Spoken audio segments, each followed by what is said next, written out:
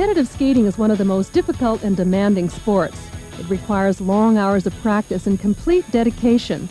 As a very young girl, Karen Magnussen was willing to give herself completely to skating, and it paid off. By the time she was 21, she traveled the world, won the gold medal at the Olympics, was a member of the Canadian and BC Sports Halls of Fame, and was given the Order of Canada. The same year, she left her amateur status behind and joined the Ice Capades, signed a 6-figure contract, and became the highest-paid skater in history. Karen, you've had the most incredible career. I understand it started out because you wanted to be a snowflake. Is that true? Yes, at the Kerrisdale Arena. Yes, and that's where I started my skating, and then from there it went on to joining North Shore Winter Club when it first started. And our family is one of the few members that have been there for 30 years, and it's their 30th anniversary this year. Do you feel because of all those mornings you had to get up at 5:30 and practice and all the work you had to do that you missed any of your childhood? I don't think so. I mean, it far surpassed, things that even adults have done. I mean, I've gone to countries and been to places and met skaters and dignitaries and, the Queen of England. And, just so many marvelous people who have been just super. That, people never will meet or see in a lifetime, So it's been a really unbelievable career, and it hasn't stopped. After coming back here from living in Boston for 10 years, we've just been back 4 months, and I seem to be doing something every week. How did you motivate yourself to get up that early and get out there and get on the ice every single day for so long?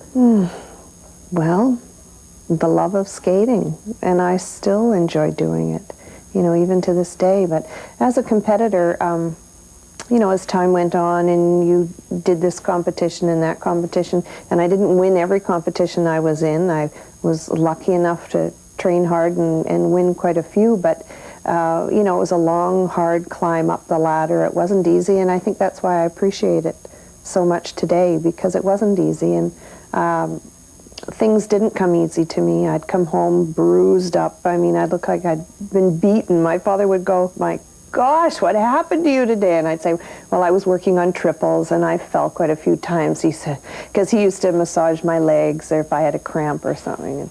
And he'd say, "But oh my gosh," and I can imagine, because if I saw my little girl come home with bruises, you'd be a little worried. But no, that didn't bother me. I'd just say, "Oh, Dad, I just fell," and that's it. But it's a long, hard climb, and the hours that go into it, and the sacrifices that your parents make and that your coach makes. I mean, my skating coach, Linda Brockman, had 3 children, and I just admire her so much today. I mean, we have 4 children, and, with my teaching, you want to be with your children, but at the same time you enjoy teaching skating, and the competitions take you away from them. And she was away from her children for a long, long time. Away with me at competitions, so I really admire her for that, for going that far. What about yourself? You must admire yourself looking back, realizing you were a child doing that. Yeah, well, I don't know. When you're doing it at the time, it really doesn't seem like any great deal, because every year there's another goal. Every year you're working for one more thing, striving to be better, striving to improve on something that maybe you didn't do quite well in a competition before. So it's constantly changing. You're constantly trying to improve yourself. So there really isn't any time to look back. Even today, the only time I really do or, reminisce about anything is talking with people, doing interviews. Otherwise, there really isn't enough time, because from my amateur career, I was going on to a professional career with Ice Capades, and, that was a challenge. And then from there, I was married, and then children, and that's certainly a challenge. So each aspect of what I've done has really been to its fullest. Bob Masse came to prominence in the summer of 1967, when it seemed that almost half of young Canada was on the move, and almost every one of them was headed for 4th Avenue in Vancouver's Kitsilano. There were posters everywhere. They flashed at you even when you weren't looking at them. Almost all of these posters, now collector's items, were conceived by Vancouver artist Bob Masse. Masse posters, like those of similar artists in San Francisco, heralded the advent of such musical legends as The Dead, The Airplane, Janis, The Doors, The Collectors, and Hendrix. Artistically, Bob says the times were the best ever to be an artist. I went down to San Francisco with Jerry Cruz from The Afterthought and Roger Schiffer and a couple of the other guys. That was the most amazing thing. To go down to Haight-Ashbury as a naive young boy from Burnaby and wander into, it was just mind-blowing. Like, they were years ahead of what we were doing in Vancouver. You know, I mean, there were people with hair out to here, you know, and beards and long hair. It was just wild. And of course, they're doing all the posters like Mouse and Moscow, and Wes Wilson, all them were doing the posters. And it was just, that's what did it for me. It was like, oh my God, I got to do this. It was just incredible to see what they were doing, because there was so far advanced of Vancouver at that time. So I came back with all the knowledge that I'd taken there, so I started cranking these things out, you know.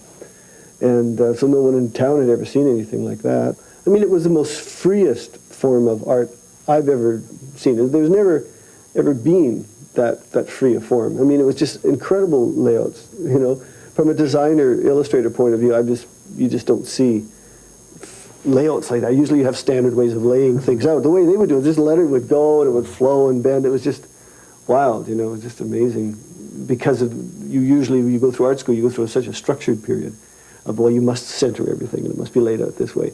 And then all of a sudden these guys broke every rule. Broke all the boundaries. And then we got into color, of course, and the color was bouncing and flashing back and forth. But I loved those times, because I was really excited about it. It was really fun experimental work in those days, you know. Your two best posters, you figure? Those ones up on the wall there. The Grateful Dead and the Doors. Why the Grateful Dead? Because of the artwork. It was when I was really starting to get into Art Nouveau work. I was getting away from the lettering and getting into exploring the Art Nouveau movement. And the Doors? I don't know. I guess I just like it. No real reason. Did you have any sense of historical value here? No. I tell you, I didn't even have any sense of money in those days either. I don't even know if I got paid for half of the things I did. But it was more a matter of just being part of the scene, you know. People would be interested in knowing what you do, what kind of work you do today. I do basically illustration work for the advertising agencies in town and my own clients. I don't do much for the music industry anymore. A lot of it still is being done in other states, you know. So don't do much in that area anymore. I have my own clients, so I do advertising for them. Seafox, I do a lot for Seafox. You know. You've seen that little sticker everywhere. Did you create the fox? Yeah. Yeah. So that's the sticker right there. Yeah. That one. And then this little guy here, of course. Did you draw him? So that's about my biggest connection with the music industry, actually, I guess, is with the work I do for the Fox. I guess the whole time period was pretty incredible in those days. It was a social life I liked, you know. Like I said, I don't even remember if I got paid much for this darn thing. But like the Grateful Dead were staying at the Peace House. You remember the Peace House? Sure. And so we'd party with them, and they were just a bunch of guys. And then Jefferson Airplane, they were, again, nobodies. They were just some band from down south. So I got to meet a lot of the bands and get involved with that part of the scene. So that was nice, being in the inside, you know.